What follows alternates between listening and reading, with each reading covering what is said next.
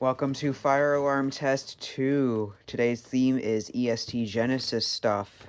If you have epilepsy, please don't watch this as there will be flashing lights, and turn your volume down as this will be pretty loud. So let's begin. Starting off, we have a EST Genesis horn strobe. Believe it or not, this one actually came from my high school, which is pretty cool. It's one of 3 fire alarms that came from my high school.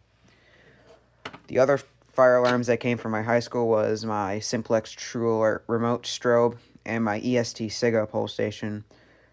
I will eventually get a key, but I just don't ever find the time to.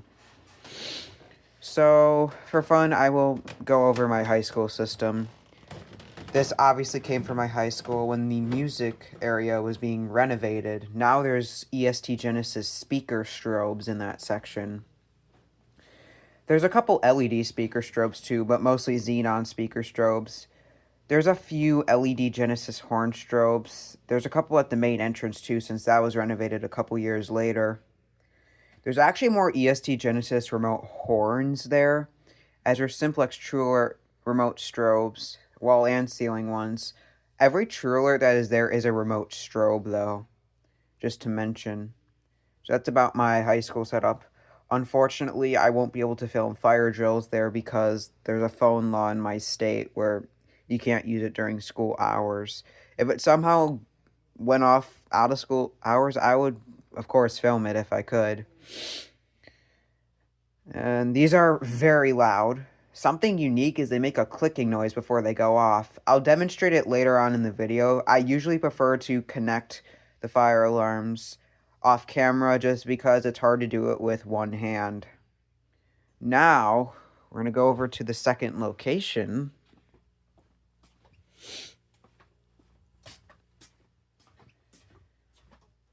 Over here, we have an EST Genesis chime strobe, not a horn strobe, a chime strobe. What's annoying is the chime strobe, horn strobe, even remote strobe look identical to each other.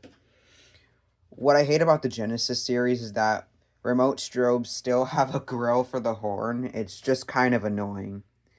When I was a little kid, EST Genesises were also in my elementary school, and I thought there were just horn strobes everywhere, but I was wrong. Fun fact, newer EST Genesis horn strobes have a bigger fire lettering font. I did forget to mention the candela on the one on the other side, the horn strobe. This one's on 75 candela. I don't really feel like changing it because they're a bit harder on the Genesises to change. I'm going back to the horn strobe just to show the candela. And that's 15. Feels actually kind of stupid just because I feel like that one should be brighter. But nobody cares. It's not a real building. Well, anyways, I'm now going to connect the wires to the batteries, and we're going to see these flashing and sounding. Here we go.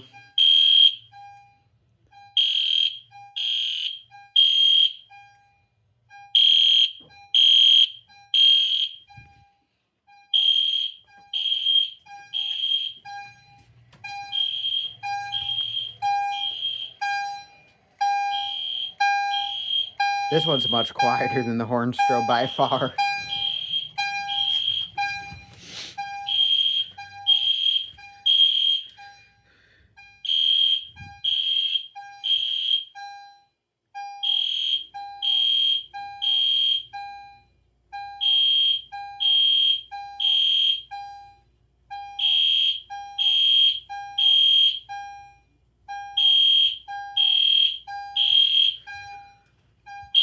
I'm going to shut them off now.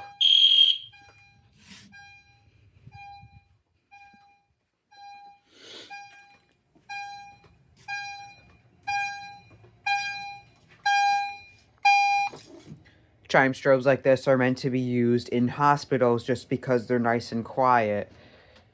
It's pretty hard to find them in a public building. It's going to have to be a horn strobe as they get the proper output, whatever you call it.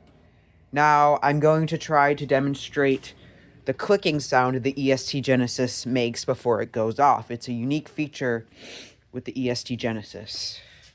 So I'll try my best to connect this with one hand. I can't make a promise. It's kind of hard to do with uh, one hand.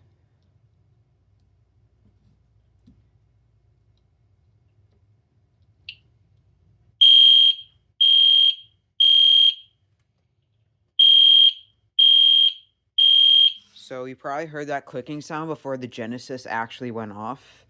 It's just something pretty unique with the Genesis series. This does not actually apply to the chime strobe, really. More the horn strobes and horns. And this one actually came with the trim plate. I actually have two more trim plates with fire lettering. This one does not have fire lettering. That's how the trim plates are at my school. And then one of the Genesis at my school doesn't have fire lettering as well. So it's completely unmarked. So, anyways, that is going to do it for this system test. I hope you all enjoyed, and stay tuned for more.